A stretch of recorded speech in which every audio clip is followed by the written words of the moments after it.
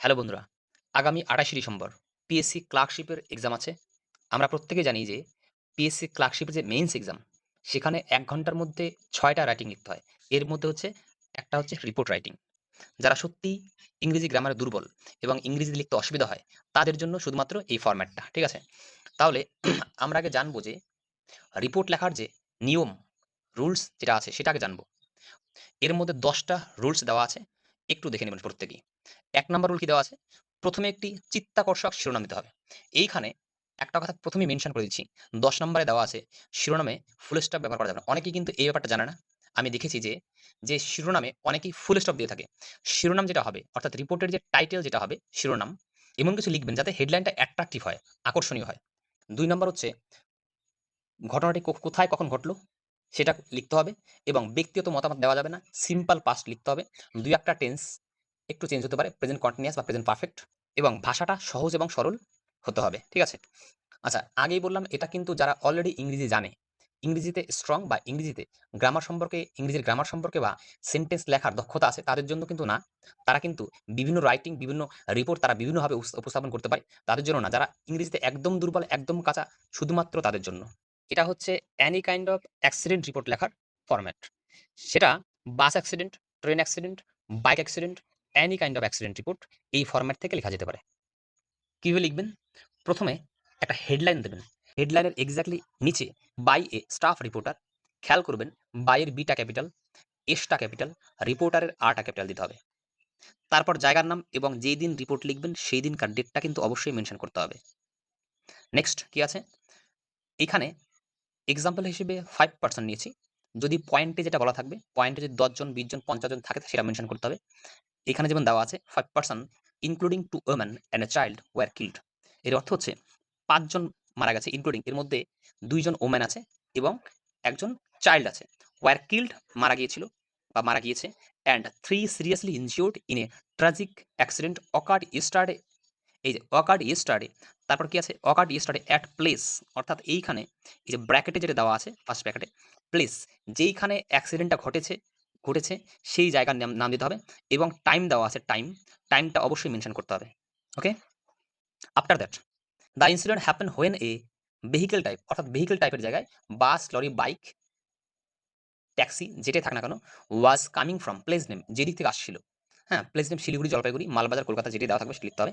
And it suddenly স্কিডেড, হয় skid হয়ে গেছে বাসটা কিংবা হিট এ প্যাডেস্ট্রিয়ান, অর্থাৎ পদযাত্রীকে ধাক্কা মেরেছে। কোলিডেড উইথ অ্যানাদার ভেহিকল, অর্থাৎ অন্য একটা ভেহিকলের সঙ্গে, লরির সঙ্গে, হ্যাঁ ভেহিকল নেম দিতে হবে। অন্য একটা ভেহিকলের সঙ্গে কি করেছে যে মাথায় টক্কর লেগে অ্যাক্সিডেন্টটা ঘটেছে নিয়ার তিস্তা ব্যারেজ, একটা জায়গার নামে মেনশন করে দিয়েছি। সেটা যেখানে ঘটবে সেটা আপনি দিতে পারেন। ইন জলপাইগুড়ি ডিস্ট্রিক্ট, আমি যেহেতু জলপাইগুড়ি ডিস্ট্রিক্টে থাকি সেই জলপাইগুড়ি ডিস্ট্রিক্টটাই আমি মেনশন করেছি, ফুল স্টপ। নেক্সট কি আছে? While 3 died on the spot, যেখানে ৩ জন স্পটে মারা গেছে। দ্য আদার 2, অন্য ২ জন। প্রথমে বলা ছিল একটু খেয়াল করতে হবে ৫ জন মারা গেছে। এখানে কি?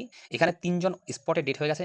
The other 2 succumbed to their injuries after being shifted to Mal hospital where their condition worsened. অর্থাৎ তারা কিন্তু মালবাজার হসপিটাল শিফট করার পরে সেখানে তাদের কন্ডিশন আরো খারাপ হয়ে যায় এবং তারা কিন্তু কি মারাই যায়। Okay? Next, the accident sparked fury among the local people who hurled stones at the police squad that arrived more than an hour after the incident. মানে কি? দ্য অ্যাক্সিডেন্ট লোকাল লোকদের মধ্যে রাগ ছড়িয়ে দেয়। তারা পাথর ছুঁড়তে শুরু করে পুলিশদের উপর, যারা হচ্ছে প্রায় ১ ঘন্টা, ঘটনাটির ১ ঘন্টা পরে এসেছিল। They blocked the road for 2 hours, তারা ২ ঘন্টা ধরে রাস্তা অবরোধ করে। Alleged that in most cases of road accident, অর্থাৎ পথ দুর্ঘটনার বেশিরভাগ ক্ষেত্রেই the police authorities have always been found to be lethargic in taking care of unruly situation. এরা কিন্তু এই সমস্ত ঘটনা টেক কেয়ার করতে অলসতা ভাব দেখায়।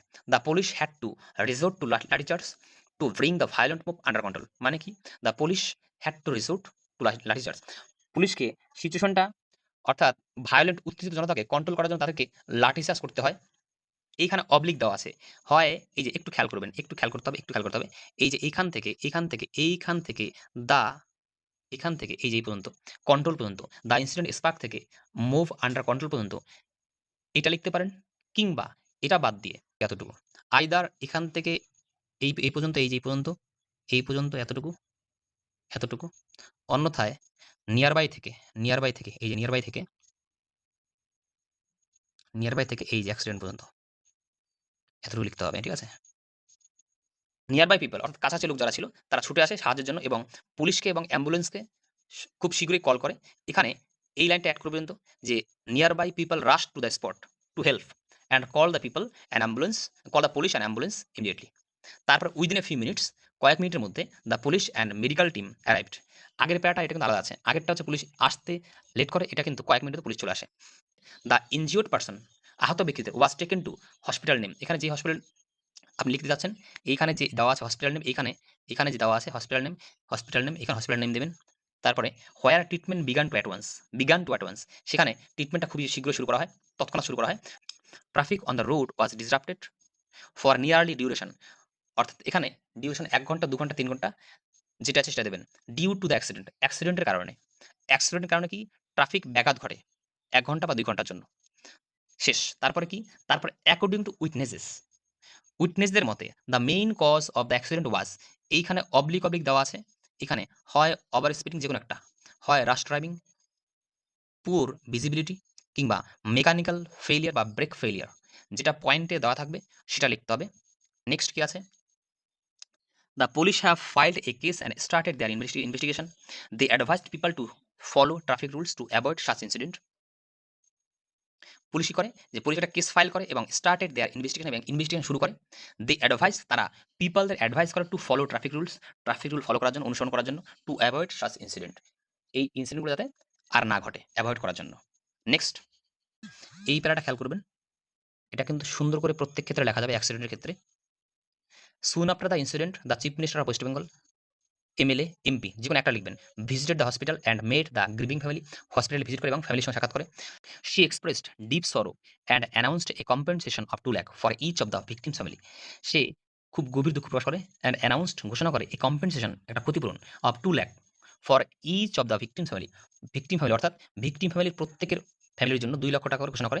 অ্যান্ড অ্যাসিওর্ড, নিশ্চয়তা দেয়, all possible support from the state government, এবং রাজ্য সরকার থেকে সমস্ত ধরনের সাপোর্ট করা হবে। আমি শুরুতেই বলেছিলাম যে এই যে ফরম্যাটটা এটা কিন্তু একমাত্র ওই সমস্ত ছাত্রছাত্রীদের জন্য যারা ইংরেজিতে সত্যিই দুর্বল। আর যারা ইংরেজিতে এক্সপার্ট এবং গ্রামার জানে তাদের জন্য না, তারা কিন্তু নিজের মতো করে অনেক রিপোর্ট লিখতে পারবে। সুতরাং যারা ইংরেজিতে দুর্বল তারা কিন্তু এই ফরম্যাট ব্যবহার করে কিন্তু অ্যাক্সিডেন্ট রিপোর্ট যতগুলো হয় সেগুলো কিন্তু লিখতে পারবেন। এর পিডিএফ ফাইল ডেসক্রিপশনে দেওয়া থাকবে, ডাউনলোড করে পড়তে পারেন। Thank you.